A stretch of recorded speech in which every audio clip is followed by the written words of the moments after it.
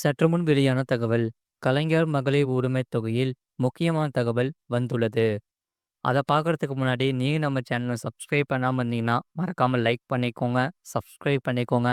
உங்க நண்பர்களுக்கு தெரியப்படுத்தவும் ஷேர் பண்ணுங்க. அதாவது கலைஞர் மகளிர் உரிமைத் தொகை திட்டமானது தொடர்பான அப்டேட்கள் பெண்கள் ஆவலுடன் எதிர்பார்த்து காத்திருக்கின்றன. அந்த வகையில் கலைஞர் மகளிர் உரிமைத் தொகை திட்டத்தில் தமிழ்நாட்டில் மாநில அரசால் வெற்றிகரமாக செயல்படுத்தப்பட்டு வருகிறது. இந்த திட்டத்தின் மூலம் மாதந்தோறும் 1.15 கோடி பெண்கள் ரூபாய் 1000 பெற்று கொண்டிருக்கின்றன. அந்த வகையில் இந்த தொகையானது பெண்களின் வங்கி கணக்கில் நேரடியாக வரவு வைக்கப்பட்டு வருகிறது. இந்தியாவில் பல்வேறு மாநிலங்கள் இந்த திட்டத்தை அடுத்தடுத்து செயல்படுத்த தொடங்கினாலும், தமிழ்நாடு மகளிர் உரிமை தொகை திட்டத்தை செயல்படுத்துவதில் முன்னோடியாக திகழ்கிறது. இதனால் இப்போது இந்த திட்டம் மீண்டும் விரிவாக்கம் செய்யப்பட உள்ளது. அதற்காக பொதுமக்களிடம் இருந்து தமிழ்நாடு அரசு புதிய விண்ணப்பங்களை பெற்று கொண்டிருக்கின்றன. தகுதியான பெண்கள் கடந்த முறை விடுபட்டிருந்தாலும், ஏற்கனவே விண்ணப்பிக்காமல் இருந்திருந்தாலும், அவரவர் பகுதியில் நடைபெற்று கொண்டிருக்கும் உங்களுடன் ஸ்டாலின் முகாமில் பங்கேற்று உரிய ஆவணங்களை சமர்ப்பித்து இந்த திட்டத்திற்கு விண்ணப்பிக்குமாறு தமிழ்நாடு அரசு கேட்டுக்கொண்டிருக்கிறது. ஆகையால் இதனைத் தொடர்ந்து ஜூலை 15ஆம் தேதி தொடங்கிய உங்களுடன் ஸ்டாலின் முகாமில் முதல் கட்டத்தில் இதுவரை சுமார் 17 லட்சம் பேர் கலைஞர் மகளிர் உரிமை தொகை கேட்டு விண்ணப்பித்துள்ளனர். இந்த தகவலை உங்களுடன் ஸ்டாலின் முகாம் தொடர்பான ஆய்வு நடத்திய துணை முதலமைச்சர் உதயநிதி ஸ்டாலின் அண்மையில் தெரிவித்தார். இப்போது நடைபெற்று வரும் உங்களுடன் ஸ்டாலின் முகாமிலும் புதிதாக பலர் கலைஞர் மகளிர் உரிமை தொகை திட்டத்திற்கு விண்ணப்பித்து வருகின்றன. ஆகையால் வேலை நிமித்தமாக வெளியூரில் இருந்து சொந்த ஊருக்கு திரும்பியவர்கள், புதிதாக ரேஷன் கார்டு பெற்றவர்கள், அரசு கொடுத்திருக்கும் விதிமுறைகள் விலக்கு காரணமாக காலமுறை ஓய்வூதியம் பெறும் குடும்பங்களை சேர்ந்த பெண்கள் இந்த திட்டத்திற்கு ஆர்வமாக விண்ணப்பிக்கின்றன. அந்த வகையில் ஏற்கனவே விண்ணப்பித்தவர்கள் தங்களின் விண்ணப்பம் எந்த நிலையில் இருக்கிறது என தெரிந்து கொள்ள ஆர்வமாக இருக்கின்றன.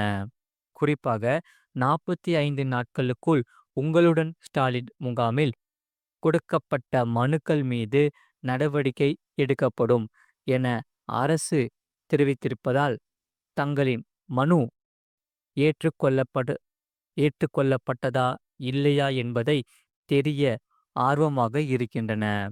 மற்ற திட்டங்களை காட்டிலும் இந்த கலைஞர் மகளிர் உரிமை தொகை திட்டமானது தொடர்பான அப்டேட்டுகளை மக்கள் பெரும் எதிர்பார்ப்போடு எதிர்பார்க்கின்றனர்.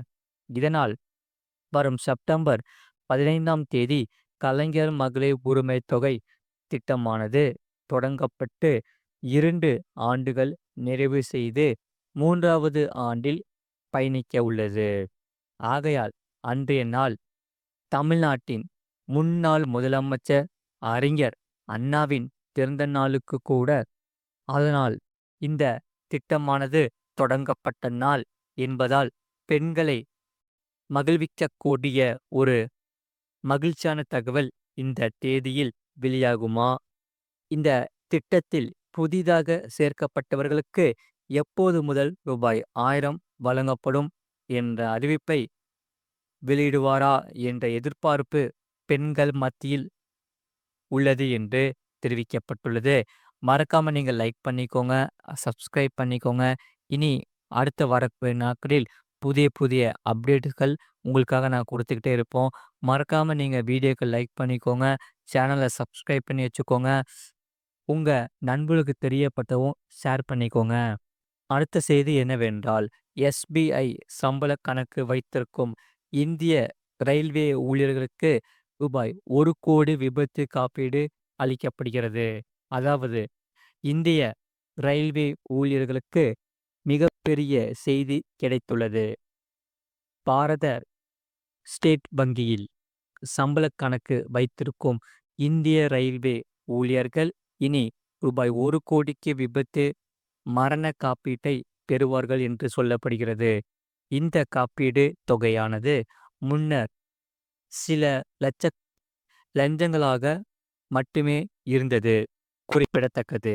அதே சமயம் ரயில்வே அமைச்சர் அதாவது மத்திய அரசு ஊழியர் குழு காப்பீடு திட்டத்தின் கீழ் ரயில்வே ஊழியர்கள் காப்பீடு செய்யப்பட்டுள்ளன. இது பின்வரும் வகையில் விபத்து மரண காப்பீட்டை வழங்குகிறது. குறிப்பாக குரூப் ஏ ஊழியர்களுக்கு ரூபாய் 1,20 லட்சம், குரூப் பி ஊழியர்களுக்கு ரூபாய் 60,000, குரூப் சி ஊழியர்களுக்கு ரூபாய் 30,000. எந்த பிரீமியமும் செலுத்தாமல் மருத்துவ பரிசோதனைகளை மேற்கொள்ளாமல் இந்த ஒப்பந்தம் ரயில்வே ஊழியர்களுக்கு ரூபாய் 10 லட்சம் இயற்கை மரண காப்பீட்டையும் வழங்கும் என்பது குறிப்பிடத்தக்கது. கிட்டத்தட்ட 700,000 ரயில்வே ஊழியர்கள் தங்கள் சம்பள கணக்கை எஸ்பிஐயில் வைத்துள்ளதாக அமைச்சகம் தெரிவித்துள்ளது. இந்த திட்டத்தை பயனாளிகளை மையமாக கொண்ட இரக்கமுள்ள திட்டம் என்று அமைச்சகம் விவரித்துள்ளது.